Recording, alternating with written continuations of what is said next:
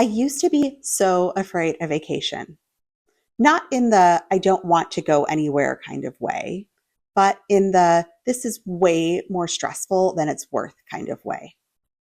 Does that sound familiar to you?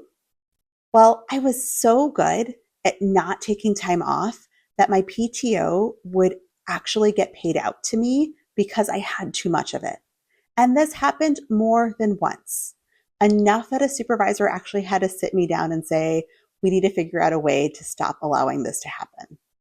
And here's the thing, it wasn't because I didn't need a break or a vacation. I absolutely did. But taking one felt nearly impossible. And if you have ever felt like you can't step away, even when you are desperate for rest, then this video is for you. Hi there, I am Dr. Santina or Tina Wheat. I'm a family physician educator and a career and life coach who is dedicated to helping healthcare workers conquer their chaos and get back to calm. And today, I am going to share what used to make vacation so hard for me, how I have shifted my approach, and also some practical tips so that you can take time off without all of the stress and guilt. Now, when I take a look back, I can see exactly why I resisted vacation. And let's be honest, it wasn't that long ago. But there were three big reasons that kept holding me back.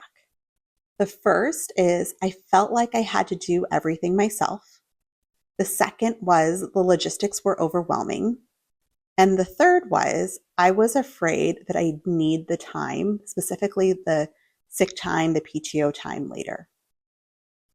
And I was also worried that even if I did manage to take a trip, I dreaded the mountain of catch up that would be waiting for me when I returned, both at work and at home. Does this sound familiar to you? Well, let's unpack each of these because I know that I am not the only one who has been here. So let's start with challenge number one. I felt like I had to do everything myself, and this was specifically everything myself at work. For years, the thought of handing things off made me anxious for so many reasons.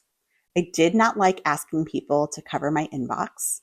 I didn't want to burden them, and I didn't want somebody to do things differently than I would. I did not feel like I could prepare for my absence well enough. And honestly, I felt like being available was part of my identity. Particularly when I became a leader, I thought that I had to be available at all times. And so that was part of it. And there's this one incident that still clearly stands out in my mind. I was out. It wasn't even really vacation. It was CME, so I was still somewhat available. And someone did something that I had clearly asked them not to do. I had documented it. I had it pop up in the chart, and they still were going to go and do it anyways. And instead of me thinking, well, that's on them, my brain went straight to, this is exactly why I can't step away. Now, I know now that that wasn't healthy, but that's how I saw it. In healthcare and in many demanding careers, we often carry this unspoken belief. If we are not there, then things will fall apart. Well, we don't need to hold that. That is not a truth that any of us should hold on to. Because here is the truth that I have actually had to learn. You cannot be the only thing holding everything together forever. There are so many reasons why you shouldn't be the only one. And so here is a quick tip for you. I want you to start practicing smaller handoffs now if you are not doing them already. It could be one clinic task, it could be one inbox check, or it could be one team meeting. Building that muscle is helpful because when you step away for longer, it doesn't feel so terrifying. So maybe just start with the weekend or just one day, and then you can work up to that longer time away. Okay, now let's move on to challenge number two, the fact that the logistics felt overwhelming. Now, even when the idea of vacation was appealing, the reality of planning it was exhausting. And this can still sometimes feel true. But this was worse when my girls were younger. During the toddler years, it felt like managing naps and snacks and the inevitable meltdowns. The flights, the delays, the packing, the unpacking, and the repacking was its own full-time job. And yes, I was traveling with family, but the planning didn't feel shared. It felt like one more thing that I had to manage. And when I was feeling bad, having one more decision was just hard. But I noticed something. The trips my mom planned for us always felt easier. Why? Because I wasn't carrying any of that mental load. I do enjoy planning them now. So here is a quick tip. Don't try to own the entire plan.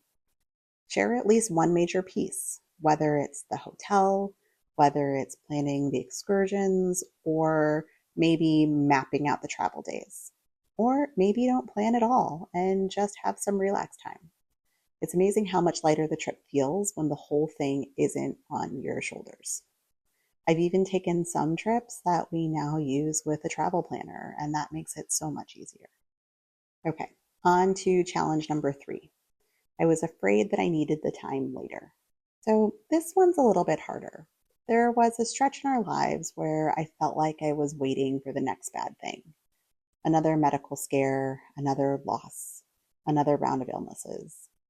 We had several deaths in our family in just a few years, and our youngest was always catching something and ultimately needed surgery.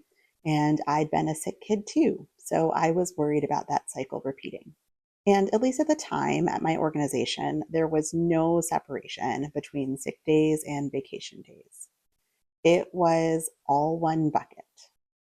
And of course, this felt worse during the pandemic when it was possible that you were going to be out for 21 days when we first, which meant that if I used time to rest, I might not have enough time left for an emergency. And that fear honestly kept me from taking off the time that I probably desperately needed.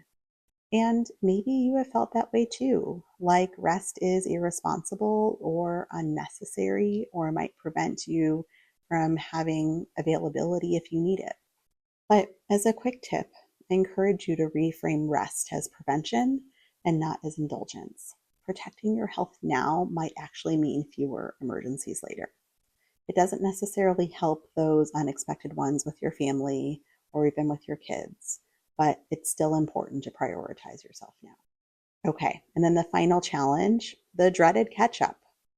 There is that re-entry to going home, the laundry, the empty fridge, the stack of mail, the moldy container in your fridge that you forgot about, the hundreds upon hundreds of emails that are waiting for you when you return.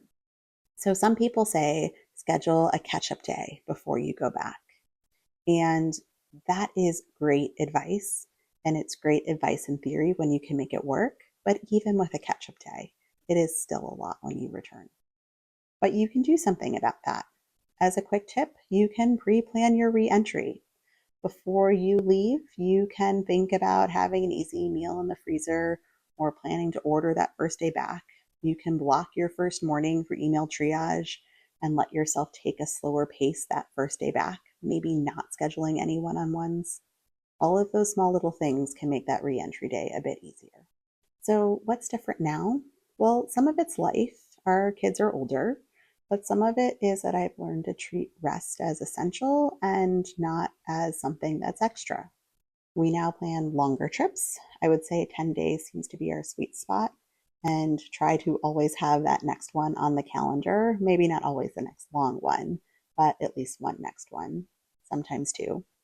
And I've learned that recovery isn't a bonus, it's part of the process.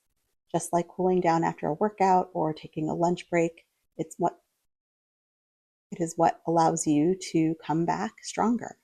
And so if vacation feels hard for you, like it used to for me, here's where I recommend you start. Start small. Even a weekend away is better than no break at all. Identify your biggest barrier, whether that be logistics or workload or fear, and tackle that first. Set up systems that make stepping away easier, and normalize rest in your own self-talk. It's not lazy, it is necessary to be sustainable. And so I will leave you with 2 questions. What's the hardest part of taking a vacation for you? And how many vacations do you have planned right now? And if creating calm and balance in a demanding career feels impossible, then I have a free on-demand webinar called Simple Practices to Create Calm in a Demanding Career. It's full of strategies that you can use right now, and it allows you to make space for rest without guilt. The link is in the description, and I'll see you there. Thanks for joining me.